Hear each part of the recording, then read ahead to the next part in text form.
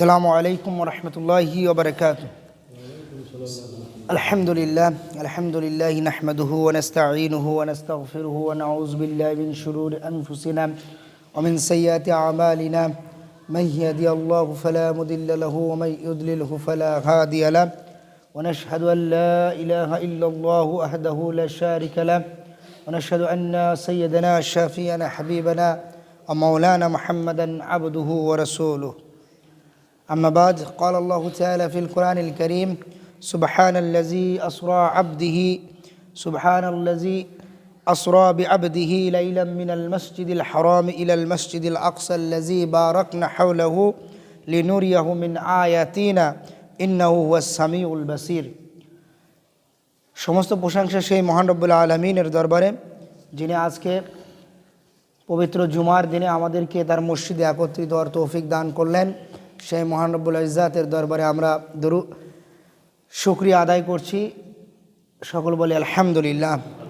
দরুদ সালাম পেশ করছি সাইয়্যিদুল মুরসালিন খাতামান নবিয়্যিন শাফিউল মুজনিবিন হযরত মুহাম্মদ সাল্লাল্লাহু আলাইহি ওয়াসাল্লাম, তার আসহাবে কিরাম, তার আহলে বায়াত সহ কিয়ামত পর্যন্ত যত মুমিন মুমিনাত আসবেন সকলের প্রতি আমরা দরুদ সালাম পেশ করছি। সাল্লাল্লাহু তাআলা আলা খায়রি খালকি মুহাম্মাদিন ওয়া আলা আলিহি ওয়া আহলি বাইতিহি ওয়া সাহবিহি আজমাইন আমান ইত্তিবাহুম বিইহসানিন ইলা ইয়াউমিদ্দিন। আজকে ইসলামের সবচেয়ে গুরুত্বপূর্ণ কয়েকটি যে দিনগুলো আছে আমাদের মাঝে আলোচিত যে দিনগুলো, তার মধ্যে অন্যতম একটি দিন হচ্ছে শবে মেরাজ আমরা বলে থাকি, অর্থাৎ ইসরা এবং মেরাজের যে ঘটনা। সংখ্যাগরিষ্ঠ ওলামাদের মতে এটি রজব মাসের 26 তারিখ দিবাগত রাতে এটি সংগঠিত হয়েছিল। সেই হিসাবে আজকে আমরা এই শবে মেরাজের যে দিন এটা আমরা বলতে পারি। তো এই উপলক্ষে আজকে আমরা সামান্য কিছু আলোচনা করব শবে মেরাজ বা ইসরা এবং মেরাজ সম্পর্কে। রাসূলুল্লাহ সাল্লাল্লাহু আলাইহি ওয়াসাল্লাম যখন মক্কায় ইসলামের দাওয়াত দেওয়া শুরু করলেন, দীর্ঘ প্রায় 10 বছর তিনি দাওয়াত দিতে থাকলেন। এখানে তাকে এই দাওয়াতকে কেন্দ্র করে মক্কার লোকেরা, কুরাইশের লোকেরা, মুশরিকেরা, তারা এমন কোনো অত্যাচার, এমন কোনো নির্যাতন নেই যা তারা রাসূল সাল্লাল্লাহু আলাইহি ওয়াসাল্লামের প্রতি করেনি।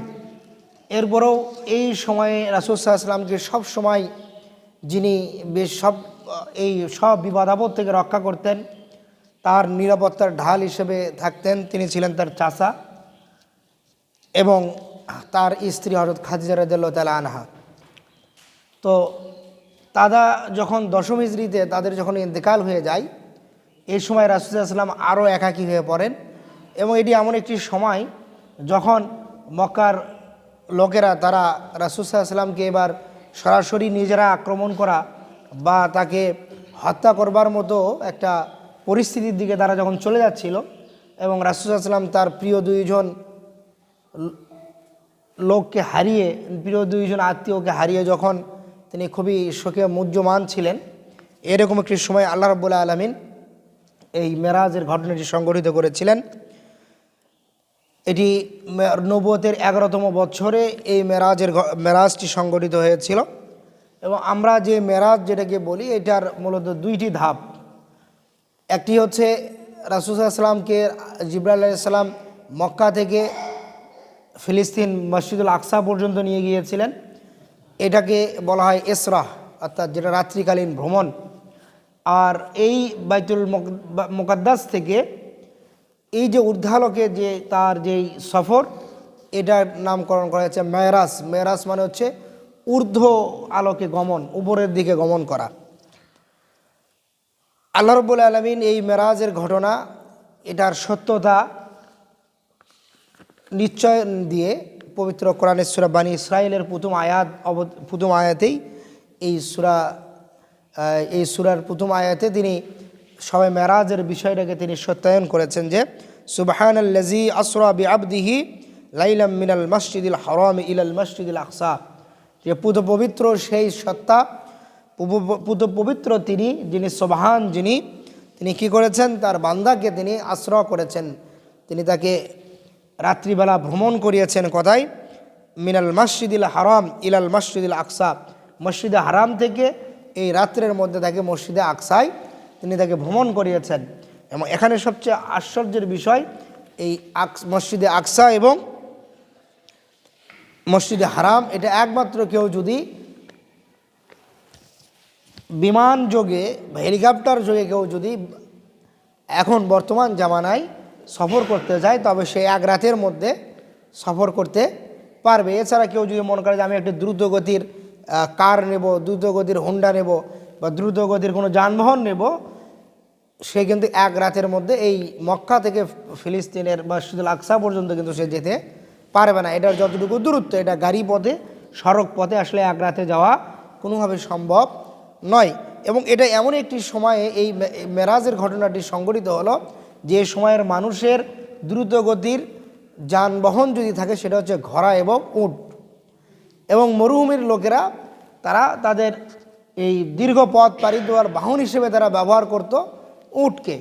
এখন এই উটের পক্ষে কিন্তু এক রাতে এতটুকুন পথ সফর করা সম্ভব নয়। তৎকালীন সময়ে মক্কা মদিনা থেকে কেউ যদি ফিলিস্তিনে বাইতুল মুকাদ্দাসে সফর করতে চাইলেও তাও তাকে সর্বনিম্ন 15 দিন মতো লেগে যেত। এই রাত, এই এত দীর্ঘ সফর আল্লাহ রাব্বুল আলামিন রাসূল সাল্লাল্লাহু আলাইহি ওয়াসাল্লামকে দ্বারা এই এক রাতের মধ্যে সংগঠিত করেছিলেন, যেটি তৎকালীন সময়ে ওই মানুষদের কাছে আরও একটি আশ্চর্যের বিষয় ছিল।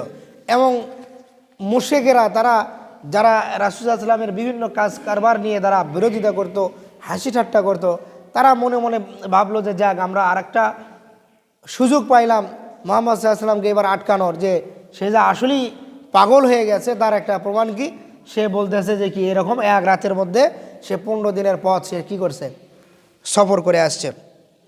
এখন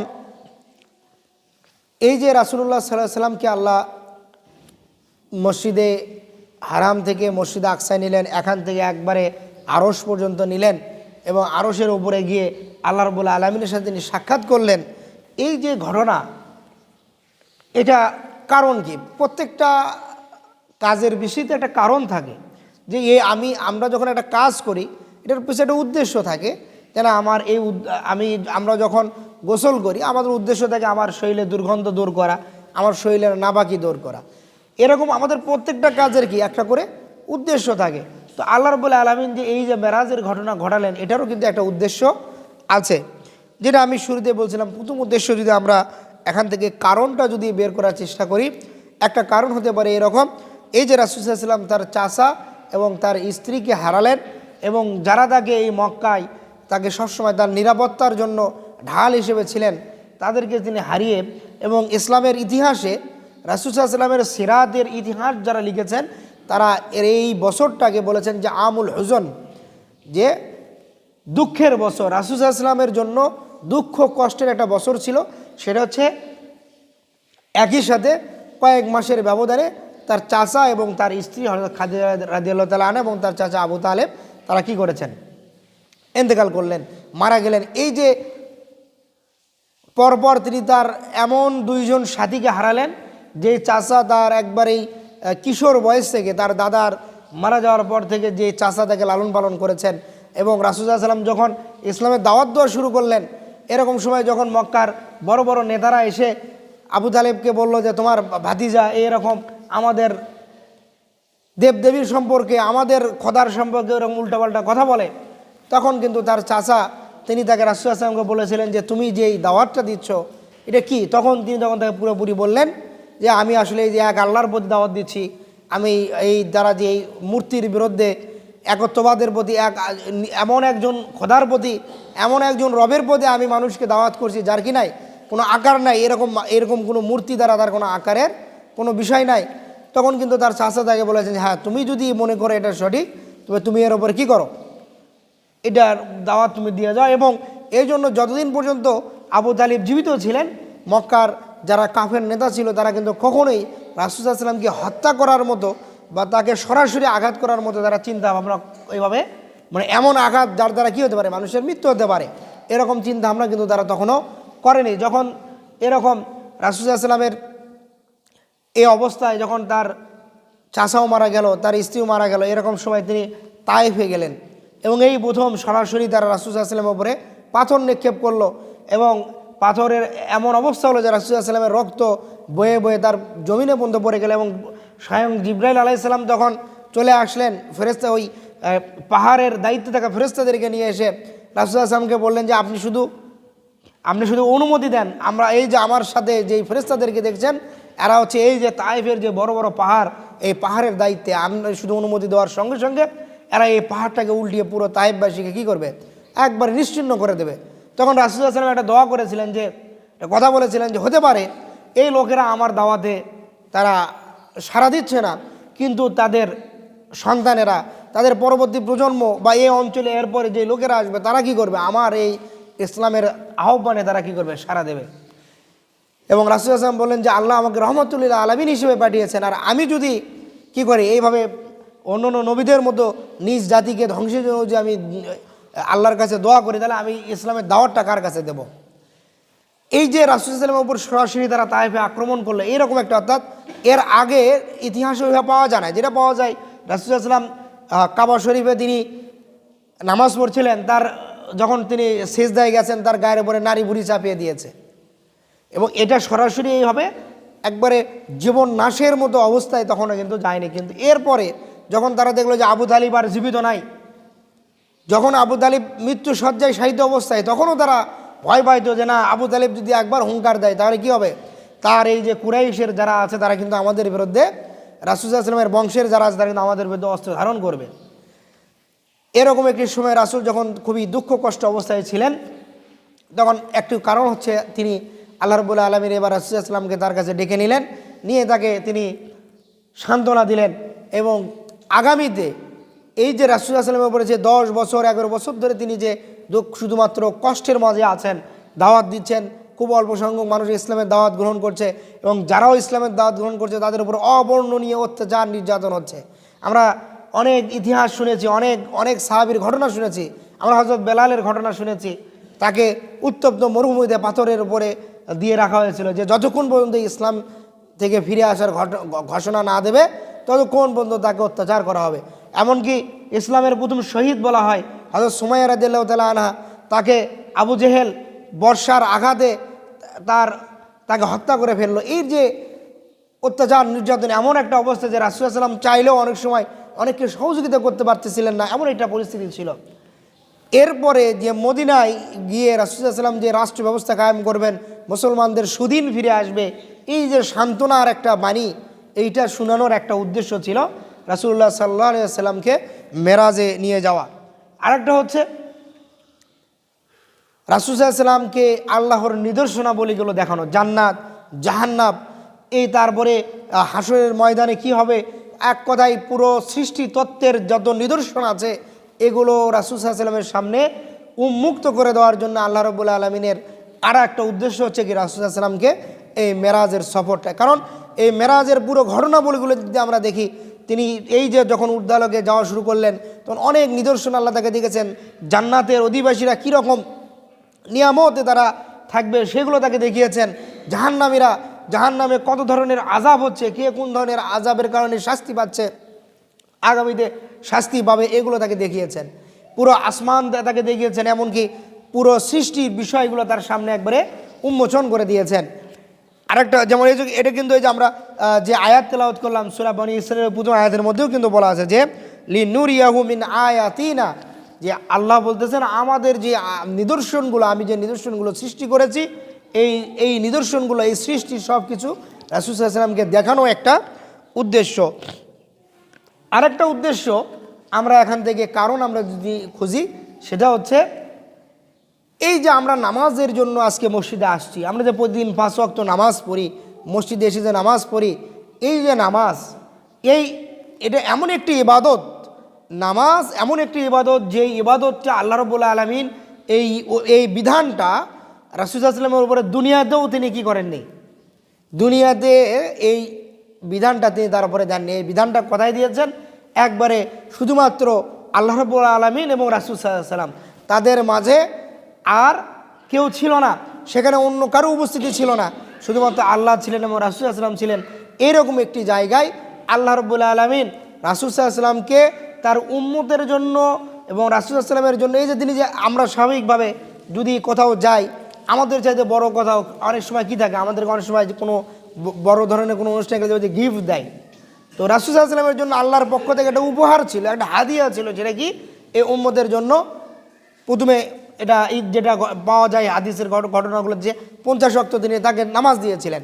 তারপরে মুসা আলাইহিস সালামের সাথে তার সাক্ষাতের পরে এটা সর্বশেষ 5 ওয়াক্ত যে নামাজ, এবং এই নামাজের যে বিধানটা এটা একমাত্র আরশের ওপরে, যেখানে আমরা যদি বলি যে লা মাকান, যেখানে আল্লাহর এই আরশের ওপরে যেখানে আল্লাহর যেখানে আছেন এইরকম জায়গায়, সেখানে তাদের সাক্ষাতের মাঝে এই নামাজটা তাদেরকে দিয়ে দেওয়া। এবং এখানে একটা উদ্দেশ্য এবং উম্মতকে এটা বোঝানো যে এই নামাজ হচ্ছে এমন একটি বিধান, যেই বিধানটা স্বয়ং আল্লাহ রাব্বুল আলামিন রাসূল সাল্লাল্লাহু আলাইহি ওয়াসাল্লামের উপরে দিয়েছেন। এখন অন্যান্য আমরা যদি অন্যান্য বিধানের কথা বলি, আমার অন্যান্য বিধানের যেই কথা সেগুলো কিন্তু জিবরাইল আলাইহিস সালাম আল্লাহর পক্ষ থেকে ওই নিয়ে রাসূল সাল্লাল্লাহু আলাইহি ওয়াসাল্লামের কাছে এসেছেন, তাকে বলেছেন যে হ্যাঁ এই যে এই বর্তমানে যে সমস্যা দেখা দিয়েছে তার জন্য আল্লাহ রাব্বুল আলামিনের পক্ষ থেকে এই সমাধান। কিন্তু একমাত্র নামাজের যেই বিধান এটা কিন্তু স্বয়ং আল্লাহ রাব্বুল আলামিন সরাসরি উম্মতের জন্য দিয়ে দিয়েছেন। এবং দেখেন নামাজেরকে বলা হচ্ছে যে নামাজ হচ্ছে বান্দার জন্য মেরাজ স্বরূপ। আল্লাহ রাব্বুল আলামিনের সাথে রাসূল সাল্লাল্লাহু আলাইহি ওয়াসাল্লামের মেরাজ হলো আরশের উপরে গিয়ে রাসূল সাল্লাল্লাহু আলাইহি ওয়াসাল্লাম স্বয়ং গেলেন সেখানে। তাহলে উম্মতের মেরাজ কি, এই জন্য বললেন যে কি কেউ যদি রাসূল সাল্লাল্লাহু আলাইহি ওয়াসাল্লাম বললেন যে কেউ যদি কি করে 5 ওয়াক্ত নামাজ খুজুর সাথে পড়ে, কেউ যদি নফল ইবাদত করে, কোরআন তেলাওয়াত, এই যে নামাজটাকে কেউ যদি ভালোভাবে পড়ে, এই নামাজটাই তার জন্য কি আল্লাহর সাথে মেরাজের সমতুল্য হয়ে যাবে। আল্লাহ রাসূল সাল্লাল্লাহু আলাইহি ওয়াসাল্লাম যেমন মেরাজে গিয়ে উম্মতের জন্য উম্মতের নাজাতের যেই চাহিদা, রাসূল সাল্লাল্লাহু আলাইহি ওয়াসাল্লাম উম্মতের জন্য মাগফিরাত নিয়ে আসলেন আল্লাহ রাব্বুল আলামিনের কাছ থেকে। একজন বান্দা যদি তার নিজের মাগফিরাত চায়, একজন বান্দা যদি মনে করে আমার গুনার আমি মাপ চাই, তাহলে সে কি করবে? সে নামাজে দাঁড়িয়ে যাবে। সে নামাজই তার জন্য কি আল্লাহর সাথে কথোপকথনের একটা মাধ্যম। একজন মানুষ যদি চায় আমি সরাসরি আমার স্রষ্টার সাথে কথা বলবো, তার মাধ্যমে হচ্ছে নামাজ। একজন মানুষ যদি চায়, এই জন্য বড় বড় যদি যারা আল্লাহর ওলি ছিলেন, বড় বড় আলেম ছিলেন, তাদের ইতিহাসেও দেখা যায় তারা যখনই কোনো বিপদে পড়তেন তারা নামাজে দাঁড়িয়ে যেতেন, এবং নামাজের পরে দেখা যেত কি তার ওই সমস্যার সমাধান কোনো না কোনোভাবে আল্লাহর পক্ষ থেকে যেত। কারণ তারা জানতেন আল্লাহর সাথে আমি বিপদে পড়ছি, এখন এটা জানাতে হবে কাকে?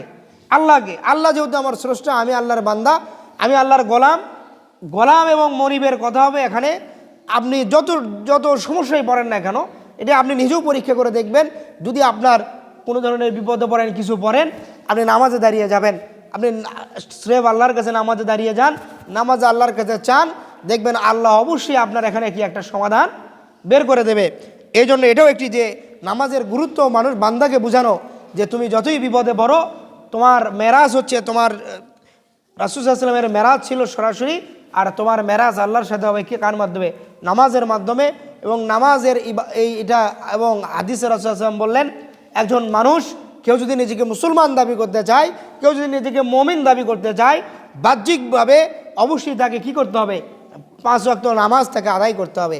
একজন মুমিনের এবং একজন কাফেরের, একজন মুসলমান একজন কাফেরের মাঝে পার্থক্য সৃষ্টি করে দেবে কি? তার সালাত।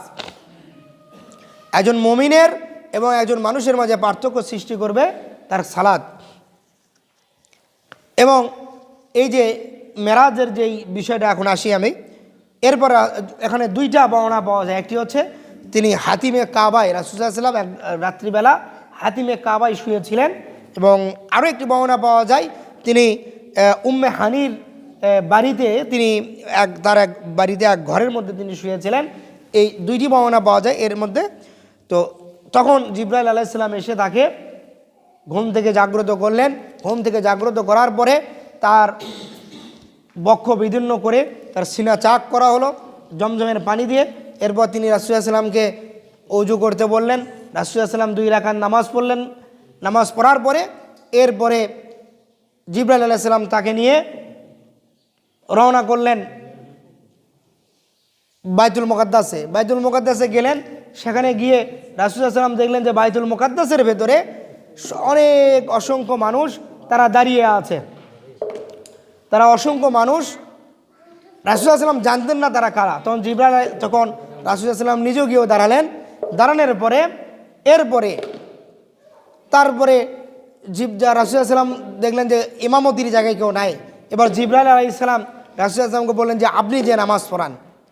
নামাজ পড়ানোর পরে তখন জিবরাইল আলাইহিস সালাম বললেন আপনার পেছনে যারা নামাজ পড়লেন তারা হচ্ছেন কি, তারা সবাই এই যে আদম আলাইহিস সালাম থেকে শুরু করে ঈসা আলাইহিস সালাম পর্যন্ত আল্লাহ যত নবী এবং রাসূলকে পাঠিয়েছিলেন তারা সকলেই আজকে আপনার পেছনে নামাজ পড়লো।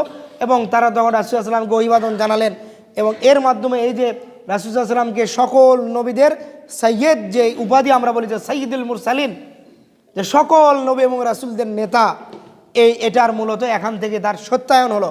সকল নবী তার কাছে কি করলেন, বায়াত করলেন, তার পেছনে নামাজ পড়লেন। এটাই হচ্ছে একটা এই তার যে এখানে যে সত্যায়নটা হলো। এরপরে সেখানে বিভিন্ন নবীদের সাথে তিনি মুসাফা করলেন, জিবরাইল আলাইহিস সালাম পরিচয় করিয়ে দিলেন। তারপরে সেখানে বরাকের এবং এই যে রাসূলুল্লাহ সাল্লাল্লাহু আলাইহি ওয়াসাল্লামের যেই বাহনটা ছিল এটা ছিল বরাক। এই বরাকে এবং এই বরাকটা খুবই আজীব ধরনের একটি জান্নাতি একটি প্রাণী ছিল এবং তাফসিরে কুরতুবিতে এই বরাকের বর্ণনা আসছে এরকম যে অজহুয়া অজহু ইনসানিন অখফুয়া খফু হাফিরিন ও জাম্বুহা জাম্বু সৌরিন ও আরফুয়া আরফু উর্স ফারসিন, যে অজহুয়া অজহু ইনসান, এই বরাকের চেহারাটা কিছুটা মানুষের মতো ছিল আর তার খুর ছিল চতুষ্পদ জন্তুর মতো এবং এটার লেজ এই যে বলদ গরু যেগুলো বলদের যে লেজ এটা লেজ ছিল এটার মতো। আর তার কেশর অর্থাৎ এই যে মাথার উপর যে চুলের যে ইয়ে থাকে এটা হলো ঘোড়ার কেশরের মতো। এই বরাকের যেই বর্ণনা এটা তাফসিরে কুরতুবিতে আসছে, রাসূলুল্লাহ সাল্লাল্লাহু আলাইহি ওয়াসাল্লামের থেকে এই বর্ণনাটা তিনি এই বর্ণনা এখানে দিয়েছেন। এরপরে এই বরাকে করে তারা যখন তাদের এই সফর শুরু হলো এবং কিছু কিছু জায়গায় আরেকটা বর্ণনা পাওয়া যায়, সেটা হচ্ছে রফরফ নামে আরেকটা প্রাণীর পাওয়া যায়, সেটা হচ্ছে যে ঊর্ধ্বালোকে গিয়েছিল। তবে এরপরে জিবরাইল আলাইহিস সালাম রাসূলুল্লাহ সাল্লামকে নিয়ে যখন উদ্দেশ্যে গমন করা শুরু করলেন তখন রাসূলুল্লাহ সাল্লাম দেখলেন যে যখন উপর দিকে উঠতেছেন তখন একজন তাকে হাত দিয়ে ইশারা করে বারবার ডাকতেছে। তখন রাসূলুল্লাহ সাল্লাম জিবরাইল আলাইহিস সালামকে বলেন যে ওই যে ব্যক্তিটা ডাকতেছে কি কারণে? তখন জিবরাইল আলাইহিস সালাম বললেন যে না, আপনি তার ডাকে সাড়া না দিয়ে আপনি উপর দিকে চলে যান। এরপর তিনি আস্তে আস্তে উপরের দিকে গেলেন এবং এরপরে এখানে আরও ঘটনা আছে যে তিনি যখন এখানে গেলেন, যাওয়ার পরে প্রথম আসমানের গেটে যখন তারা গেলেন, যাওয়ার পরে সেখানে তারা গেটে যখন তারা নক করলেন, গেটের দায়িত্বে যে ফেরেশতারা, তখন তারা বলল যে আপনারা কারা? তখন জিবরাইল আলাইহিস সালাম বললেন আমি জিবরাইল এবং আমার সাথে আছেন সাইয়্যিদুল মুরসালিন খাতামান নবিয়্যিন, এই জামানার সর্বশ্রেষ্ঠ মানুষ হযরত মুহাম্মদ সাল্লাল্লাহু আলাইহি ওয়াসাল্লাম। এবং আরেকটা যেটা সেটা হলো যে এই বরাক যখন রাসূলুল্লাহ সাল্লাল্লাহু আলাইহি ওয়াসাল্লামের কাছে আনা হলো তখন সে খুব লাফালাফি করতেছিল। রাসূলুল্লাহ সাল্লাল্লাহু আলাইহি ওয়াসাল্লামের নিজের বর্ণনা যে বরাক খুব লাফালাফি করতেছিল। তখন জিবরাইল আলাইহিস সালাম বললেন যে বরাক তুমি শান্ত হয়ে যাও, তোমার ওপরে এমন একজন ব্যক্তি এখন আরোহণ করবে আল্লাহ রাব্বুল আলামিনের একবারে নিকটবর্তী ফেরেশতা থেকে শুরু করে পৃথিবীতে আগত সকল নবী তাদের চাইতেও সর্বশ্রেষ্ঠ আরোহী এইবার তোমার ওপরে আরোহণ করবে। তখন বরাক বলল যে হ্যাঁ আমি এটা জানি, আমার ওপরে যিনি আরোহণ করবেন তিনি সাইয়্যিদুল মুরসালিন খাতামান নবিয়্যিন, সর্বশ্রেষ্ঠ নবী সর্বশ্রেষ্ঠ মানুষ হযরত মুহাম্মদ সাল্লাল্লাহু আলাইহি ওয়াসাল্লাম আরোহণ করবেন। তো আমি লাফাচ্ছি একটা কারণে, আমি চাই এবং আমি জানি তিনি কি করবেন, কিয়ামতের দিন মানুষকে শাফায়াত করবেন, আমিও তার শাফায়াত প্রত্যাশী, আমি তার শাফায়াত চাই। তখন রাসূলুল্লাহ সাল্লাল্লাহু আলাইহি ওয়াসাল্লাম বলেন যে হ্যাঁ যাও, আমি কিয়ামতের দিন তোমাকে কি করব, শাফায়াত করব। তখন এই বরাক তখন সে শান্ত হয়ে গেল। মানে তার এই লাফালাফি করার উদ্দেশ্য ছিল আমি লাফালাফি করলে আমার সাথে যেহেতু কথা বলবে আর এই সুযোগে আমি কি করব, আমার এই শাফায়াতের বিষয়টা আমি নিয়ে নেব। এবং এটা কারণ সে জানে আর সে তো কখনোই কি করবে না। এই ঘটনা মেরাজের এই দিনের পরে ওই বরাকের কিন্তু আর সুযোগ নাই রাসূলুল্লাহ সাল্লাল্লাহু আলাইহি ওয়াসাল্লামের কাছে আসার। মানে সে এই সুযোগ পাইছে, এই সুযোগটাই সে কি করছে, কাজে লাগাইলো যে কি যাক এই সুযোগে আমার শাফায়াতটা আমি রাসূলুল্লাহ সাল্লাল্লাহু আলাইহি ওয়াসাল্লামের থেকে নিয়ে নিই। এরপর প্রথম আসমানে যখন গেলেন তখন প্রথম আসমানের ফেরেশতারা বলল যে আপনারা কারা? তখন বললেন যে আমার সাথে আছেন মুহাম্মদ সাল্লাল্লাহু আলাইহি ওয়াসাল্লাম আছেন। তখন তারা দরজা খুলে দিলেন। দরজা খুলে দেওয়ার পরে সেখানে রাসূল সাল্লাল্লাহু আলাইহি ওয়াসাল্লামকে অভ্যর্থনা জানালেন আদম আলাইহিস সালাম। এখন এখানে অনেক সময় এটা প্রশ্ন উত্তোলন করে যে আদম আলাইহিসসালামকে তো এখানে সব নবীদের সাথী তো এখানে কি করলেন, নামাজ পড়লেন, সেখানেই তো পরিচয় হওয়ার কথা, কিন্তু ওখানে গিয়ে আবার রাসূল সাল্লাল্লাহু আলাইহি ওয়াসাল্লাম তখন জিবরাইলকে জিজ্ঞাসা করলেন, তখন তিনি আবার পরিচয় করে দিলেন যে ইনি হচ্ছেন সকল মানুষের পিতা অর্থাৎ আদম আলাইহিসসালাম। তখন আদম আলাইহিসসালাম তখন তাকে অভ্যর্থনা জানালেন, তিনিও তাকে অভ্যর্থনা জানালেন, সালাম বিনিময় হলো তাদের সাথে। তারপরে এবার তিনি প্রথম আসমানের এই যে পুরোটা তিনি ঘুরে ঘুরে তাকে দেখালেন, আর রাসূল সাল্লাল্লাহু আলাইহি ওয়াসাল্লাম প্রথম আসমান ঘুরে দেখলেন। এবং এটা হাদিসে বর্ণনায় আসছে যে পৃথিবী থেকে প্রথম আসমানের দূরত্ব 500 বছর, এটার প্রথম আসমান থেকে দ্বিতীয় আসমান এরকম 500 বছর, এরকম 500 বছরের দূরত্বের, অর্থাৎ এখানে এখন এক জায়গায় আমরা প্রশ্ন তাহলে 500 বছর এটা কীভাবে গণনা করলো। এটা আমরা হাদিসে রাসূল সাল্লাল্লাহু আলাইহি ওয়াসাল্লাম বলেছেন 500 বছর, এমন এটা মানুষের পায়ে হেঁটে হোক, দ্রুতগতির জানে হোক 500 বছর, অথবা হতে পারে এটা তিনি রূপক অর্থে এটা দীর্ঘ লম্বা সময় বোঝানোর জন্য, এটা দূরত্ব বোঝানোর জন্য তিনি কি এটা ব্যবহার করতে, রূপক অর্থ ব্যবহার করতে পারেন। এবং যারা বিশেষ করে রাসূল সাল্লাল্লাহু আলাইহি ওয়াসাল্লামের হাদিস নিয়ে যারা আমাদের সমাজে একদল লোক বর্তমানে উদ্ভব হয়েছে, তারা এই মেরাজ নিয়ে তারা যারা প্রশ্ন উত্থাপন করে, যারা রাসূল সাল্লাল্লাহু আলাইহি ওয়াসাল্লামের হাদিসের বৈধতা নিয়ে প্রশ্ন উত্থাপন করে, তারা এই বিষয়গুলো নিয়ে আসে যে 500 বছর এটা কীভাবে মাপলো। এটা তো মানুষ তো রূপক অর্থও বলতে পারে, আবার হতে পারে আল্লাহ রাব্বুল আলামিন তাকে জানিয়েছেন যে একজন মানুষ যদি দ্রুতগতির জানে করে যদি সে ঊর্ধ্বলোকে যদি গমন করতে শুরু করে তবে তার 500 বছর লাগতে পারে, কিন্তু একজন মানুষের পক্ষে তো কোনোভাবেই কি নয়, সম্ভব নয়। কারণ মানুষকে শুধুমাত্র এই পৃথিবীর মধ্যে যে মানুষ আছে, এটা মানুষ যদি পৃথিবীর যেই এই বায়ুমণ্ডলের বাইরে যদি মানুষ চলে যায়, সে তো নিঃশ্বাসের অভাবে কী হয়ে যাবে, বায়ু না থাকার কারণে, নিঃশ্বাস না থাকার কারণে তো মানুষ তো তখন, এই জন্য দেখবেন যে যারা রকেটও করে বা এই যে যায়, এরা কিন্তু এর ভেতরে কিন্তু তাদের অক্সিজেন কিন্তু থাকে, এরা এই অক্সিজেন নিয়েই যায়, পর যত কতদিন থাকবে, কতটুকু অক্সিজেন দরকার, এটা নিয়েই তারা ওখানে যায়, কারণ ওই অক্সিজেন না থেকে তো সে মারা যাবে। তাহলে এমন কথা হলো একজন মানুষের পক্ষে তো অক্সিজেন ছাড়া যাওয়া সম্ভব নয়, কিন্তু আল্লাহ রাব্বুল আলামিন রাসূল সাল্লাল্লাহু আলাইহি ওয়াসাল্লামকে এই মধ্যাকর্ষণ শক্তি ভেদ করে মুহূর্তের মধ্যে নিয়ে গেলেন। এবং এখানে আবার আরেক দল লোকের উদ্ভব হয়েছে, তারা বলতে চায় যে না, রাসূল সাল্লাল্লাহু আলাইহি ওয়াসাল্লাম মক্কা থেকে ফিলিস্তিন পর্যন্ত বাইতুল মুকাদ্দাস পর্যন্ত তিনি সরাসরি লেগিয়েছেন, কিন্তু বাইতুল মুকাদ্দাস থেকে তার যে উদ্ধারক এটা মূলত স্বপ্নে হয়েছে। এটা তারা আয়েশা রাদিয়াল্লাহু তাআলা থেকে একটা হাদিস আছে, এটাকে তারা কেন্দ্র করে একদল বলে যে না, এটা কি স্বপ্নে হয়েছে। এখন যদি একটা কাজ স্বপ্নেই হয় তাহলে সেখানে তো বাহনের দরকার নেই। আমরা অনেক সময় স্বপ্ন দেখি না, মানুষ কি স্বপ্ন দেখতে উড়ে উড়ে এক জায়গায় চলে গেছে, তার বাহন লাগে না, স্বপ্নে মানুষের তার বাহনের দরকার পড়ে না। কিন্তু এই মেরাজটা যে রাসূল সাল্লাল্লাহু আলাইহি ওয়াসাল্লামের সশরীরে হয়েছে, এটার একটা প্রমাণ হচ্ছে তার বাহন ছিল। বাহন ছিল মানে হলো তিনি সেখানে সশরীরে তার উপর উপবিষ্ট ছিলেন। এবং এরপরে প্রথম আসমান থেকে তারপর তিনি গেলেন দ্বিতীয় আসমানে যাওয়ার পর ঈসা আলাইহিস সালাম এবং হযরত ইয়াহইয়া আলাইহিস সালাম, এবং তারা উভয়ে তারা ফুফাতো ভাই খালাতো ভাই ছিলেন, দুইজন নবী ঈসা আলাইহিস সালাম, ইয়াহইয়া আলাইহিস সালাম, তারা সমসাময়িক ছিলেন। সেখানে তারা রাসূল সাল্লাল্লাহু আলাইহি ওয়াসাল্লামকে অভ্যর্থনা জানালেন, রাসূল সাল্লাল্লাহু আলাইহি ওয়াসাল্লাম এই সবগুলো ঘুরে দেখলেন। তারপর তৃতীয় আসমানে গেলেন, সেখানে গিয়ে হযরত ইউসুফ আলাইহিস সালামের সাথে সাক্ষাৎ হলো। তারপর চতুর্থ আসমানে গিয়ে হযরত ইদ্রিস আলাইহিস সালামের সাথে তাদের সাক্ষাৎ হলো। ইদ্রিস আলাইহিস সালামের পরে পঞ্চম আসমানে গিয়ে হারুন আলাইহিস সালাম, ষষ্ঠ আসমানে গিয়ে মুসা আলাইহিস সালামের সাথে সাক্ষাৎ হলো। এরপরে সপ্তম আসমানে যাওয়ার পরে তিনি দেখলেন যে একজন বৃদ্ধ ব্যক্তি, তিনি কিছু ছোটো ছোটো শিশু বাচ্চাদের সাথে মানে খেলাধুলা করতেছেন। কিছুটা দাদারা যেমন তাদের নাতিদেরকে নিয়ে, নানারা তার নাতিদেরকে নিয়ে যেরকম খেলাধুলা করে, এরকম একজন ব্যক্তি খেলাধুলা করতেছেন। তখন রাসূল সাল্লাল্লাহু আলাইহি ওয়াসাল্লাম বললেন যে উনি কে? তখন রাসূল সাল্লাল্লাহু আলাইহি ওয়াসাল্লাম বললেন যে ইনি হচ্ছে এই মিল্লাতে মানে মুসলিম মিল্লাতের যে জাতির পিতা, সে ইব্রাহিম আলাইহিস সালাম। তখন রাসূল সাল্লাল্লাহু আলাইহি ওয়াসাল্লাম গেলেন, সালাম দিলেন, তারা একে অপরের সাথে সালাম বিনিময় করলেন এবং তাদের মাঝে কিছুক্ষণ কথোপকথন হলো। তারপরে এখান থেকে জিবরাইল আলাইহিস সালাম রাসূল সাল্লাল্লাহু আলাইহি ওয়াসাল্লামকে নিয়ে সিদরাতুল মুনতাহা পর্যন্ত গেলেন। সিদরাতুন মানে হচ্ছে বড়ই বৃক্ষ, এই যে আমাদের বড়ই গাছ আছে না, বড়ই বৃক্ষ, সিদরাতুন মানে হচ্ছে বড়ই গাছ, আর মুনতাহা মানে হচ্ছে সর্বোচ্চ শেষ সীমানা বা সর্বোচ্চ চূড়া বা সর্বশেষ সীমানা। এখানে গিয়ে জিবরাইল আলাইহিস সালাম বললেন যে আল্লাহ রাসূল সাল্লাল্লাহু আলাইহি ওয়াসাল্লাম এবার আমার এ পর্যন্তই, বাকি রাস্তাটুকু আপনাকে একাই যেতে হবে।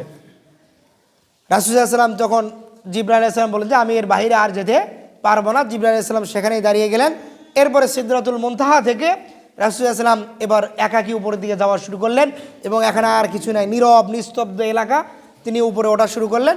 এবং এরকম একটি সময় গিয়ে একটি সময় রাসূলুল্লাহ সাল্লামের মনের মধ্যে একটু ভয় আসতেছিল, তখন আল্লাহ রাব্বুল আলামিন গায়েব থেকে তাকে আওয়াজ দিলেন যে ইয়া আমার হাবিব, আপনার আর কি ভয় পাওয়ার দরকার নাই, আপনি আরশের এলাকায় চলে এসেছেন, আপনার আর ভয় পাওয়ার কিছু নাই। এরপর তিনি আরশে গেলেন, সেখানে গিয়ে তারপরে সেখানে আরশ বহন করে ফেরেশতারা ছিল, তারপরে এর উপরে যেখানে আরও উপরের দিকে তিনি গেলেন, যেখানে আল্লাহ রাব্বুল আলামিনের যেই জায়গায় তিনি আছেন। এবং এটা এমন, এই আরশের উপরে যেটা, এটার কোনো কি নাই আর স্থান না, এই জন্য এটাকে বলা যায় লা মাকান একটা অবস্থা। এখানে এটাকে আর আপনি কোনো সীমা, এটার কোনো কথা, এটার কি জায়গা বা কি এটা কি বলা হয়নি। সেখানে গেলেন, এরপর রাসূলুল্লাহ সাল্লাল্লাহু আলাইহি ওয়াসাল্লাম যাওয়ার পরে স্বাভাবিকভাবেই তিনি চিন্তা করতেছেন যে আল্লাহর সাথে তিনি কীভাবে কথোপকথন শুরু করবেন বা কি বলবেন। এবং হাদিসে একটি ঘটনা আসছে এরকম যে রাসূলুল্লাহ সাল্লাল্লাহু আলাইহি ওয়াসাল্লাম বললেন যে আত্তাহিয়াতু লিল্লাহি ওয়াস সালাওয়াতু আত-তাইয়্যিবাত। রাসূলুল্লাহ সাল্লাল্লাহু আলাইহি ওয়াসাল্লাম যখন এই কথা বললেন, তখন আল্লাহ রাব্বুল আলামিন তাকে আবার পাল্টা প্রত্যুত্তর করলেন যে আসসালামু আলাইকা আইয়ুহান নাবিয়্যু ওয়া রাহমাতুল্লাহি ওয়া বারাকাতুহু। রাসূলুল্লাহ সাল্লাল্লাহু আলাইহি ওয়াসাল্লাম যখন দেখলেন যে আল্লাহ তাকে এখানে এইভাবে সালাম দিলেন, এবং দেখেন এরকম একটি জায়গায় গিয়েও রাসূলুল্লাহ সাল্লাল্লাহু আলাইহি ওয়াসাল্লাম কিন্তু তার উম্মতকে ভোলেন নাই। আমরা উম্মত হিসেবে গাফিলতির কারণে আমাদের নবীকে ভুলে যাই, নবীর নির্দেশনাকে ভুলে যাই, এটা আমরা অকৃতজ্ঞতার কারণে এটা করে থাকি। কিন্তু দেখেন আল্লাহ রাসূল সাল্লাল্লাহু আলাইহি ওয়াসাল্লাম এরকম একটি জায়গায় গিয়ে সঙ্গে সঙ্গে তিনি আবার আল্লাহ রাব্বুল আলামিন যে সালাম দিলেন রাসূল সাল্লাল্লাহু আলাইহি ওয়াসাল্লামকে দিলেন, এবং রাসূল সাল্লাল্লাহু আলাইহি ওয়াসাল্লাম এটা একটু বর্ধিত করে দিলেন যে আসসালামু আলাইনা ওয়া আলা ইবাদিল্লাহিস সালিহিন, যে আমাদের উপরে সালাম বর্ষিত হোক, মানে রাসূল সাল্লাল্লাহু আলাইহি ওয়াসাল্লামের যে উম্মত আছে সে উম্মতের উপরে সালাম বর্ষিত হোক। এবং খাস করে আরেকটা বললেন যে ইবাদাল্লাহিস সালিহিন, যে আল্লাহর ওই সকল বান্দা যারা কি সালেহীন, যারা যারা সৎকর্ম করে, যারা নেক কাজ করে, যারা নেককার বান্দা।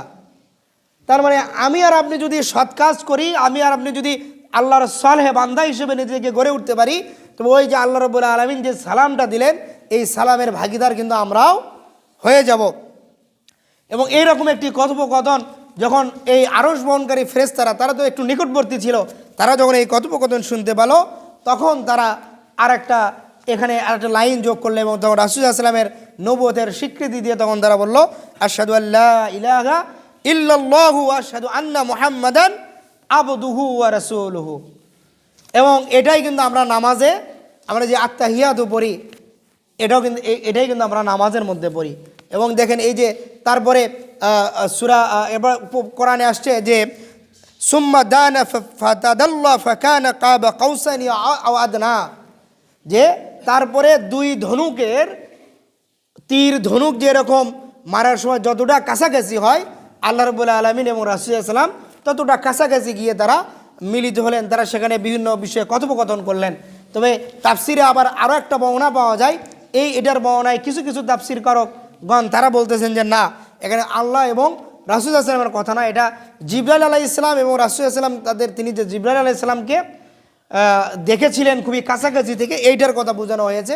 এটা কিছু কিছু তাফসিরকারকগণ এটা জিবরাইল আলাইহিস সালামের কথা বলেছেন, আবার অনেক তাফসিরকারকগণ এটা আল্লাহ এবং রাসূলুল্লাহ সাল্লাল্লাহু আলাইহি ওয়াসাল্লাম তারা যে এতটাই নিকটবর্তী ছিলেন এটা বোঝানোর ক্ষেত্রে এই আয়াত বলা হয়েছে, এটা তাফসির হিসেবে তারা এটা তাফসির করেছেন। তারপরে এখানে কথোপকথন হলো।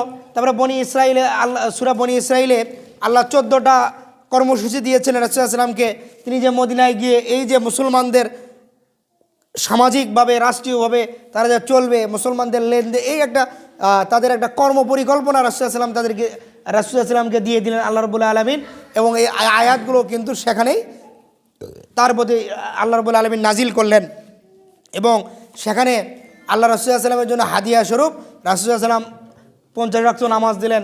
ফিরে আসার সময় এখানে সাক্ষাৎ হলো হযরত মুসা আলাইহিস সালাম। মুসা আলাইহিস সালাম বললেন যে আমি বনি ইসরাইলের সাথে দীর্ঘ বছর ছিলাম, আমি জানি আপনার উম্মতও এই 50 ওয়াক্ত পড়তে পারবে না, আপনি আল্লাহর কাছে ফিরে যান।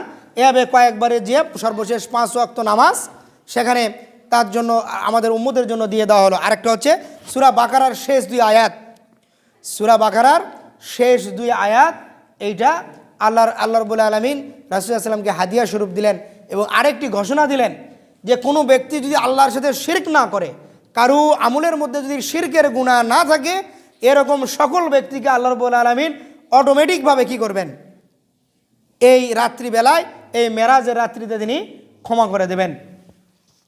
তো আসুন আমরা এই যেহেতু আজকের সময় নেই, পরবর্তীতে আমরা ইনশাআল্লাহ সুযোগ পেলে আরও আলোচনা করব। আমরা এই মেরাজের আমাদের জন্য আল্লাহ রাব্বুল আলামিনের পক্ষ থেকে যে নির্দেশনা, আমাদের জন্য একটাই সর্বপ্রধান যে দিনে হাদিয়া দিয়েছেন, সেটি হচ্ছে নামাজ। আসুন আমরা নামাজের বিষয়ে আমরা যত্নবান হই। নামাজের বিষয়ে যত্নবান হলে অটোমেটিক অন্য অন্য ইবাদতগুলোর বিষয়ে আমরা যত্নবান হতে পারবো। আল্লাহ রাব্বুল আলামিন যেন এই মেরাজের শিক্ষা হিসেবে আমাদেরকে 5 ওয়াক্ত নামাজি বানিয়ে দেন, আমাদের পরিবারকে 5 ওয়াক্ত নামাজি বানিয়ে দেন, আমাদের সমাজকে 5 ওয়াক্ত নামাজি বানিয়ে দেন, আমাদের পুরো রাষ্ট্রের সকল মুসলমানকে যেন আল্লাহ রাব্বুল আলামিন 5 ওয়াক্ত নামাজি বানিয়ে দেন। আমরা আল্লাহ রাব্বুল আলামিনের কাছে এই দোয়া করি, আমিন। আসসালামু আলাইকুম ওয়া রাহমাতুল্লাহি ওয়া বারাকাতুহু।